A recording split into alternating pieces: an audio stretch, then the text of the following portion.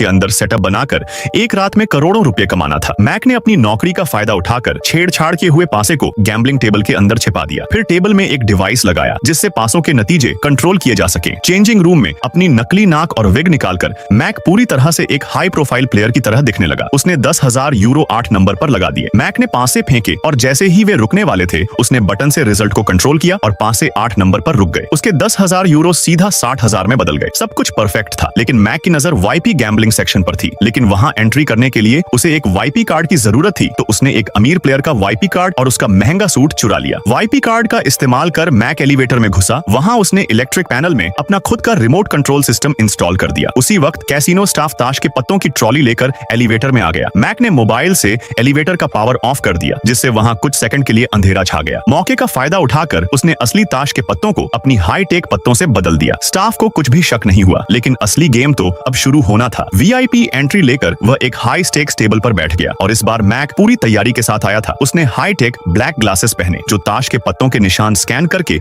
उनकी असली वैल्यू दिखाते थे। डीलर ने कार्ड शफल किए। मैक ने मोबाइल से सिग्नल भेजा और हाई टेक चश्मे के जरिए सभी पत्तों को साफ साफ देख लिया। लेकिन प्लान के मुताबिक उसने शुरुआत में हारने का नाटक किया ताकि विरोधी का आत्मविश्वास बढ़े और वह बड़ी रकम लगाने लगे। जब ओपोनेंट प्लेयर पूरी तरह रिलैक्स हो गया तो मैक ने अपना मास्टर स्ट्रोक खेला। उसने देखा कि ओपोनेंट के पत्ते उससे छोटे थे, इसलिए उसने अपने सारे चिप्स दांव पर लगा दिए। विरोधी को थोड़ा शक हुआ, लेकिन उसने भी पूरा पैसा दांव पर लगा दिया। मैक को पूरा भरोसा था कि वह जीत चुका है, लेकिन जैसे ही डीलर ने रिजल्ट अनाउंस किया सारी चिप्स ओपोनेंट खिलाड़ी की तरफ कर दी गई। मैक को कुछ समझ नहीं आया। उसने चश्मे में किंग और दहला देखा था, लेकिन जब उसने चश्मा उतारा तो असली पत्ते पंजा और तिक्का निकले। चश्मा धोखा दे गया, प्लान फेल हो गया और मैक का पूरा पैसा 1 सेकंड में खत्म हो गया। 3 साल की मेहनत, हाईटेक सेटअप, एक परफेक्ट प्लान, सब कुछ बेकार चला गया। उसने 10,000 यूरो लगाए थे और अब उसके पास 0 बचा था। किस्मत के साथ खेलोगे तो खुद खेल बन जाओगे।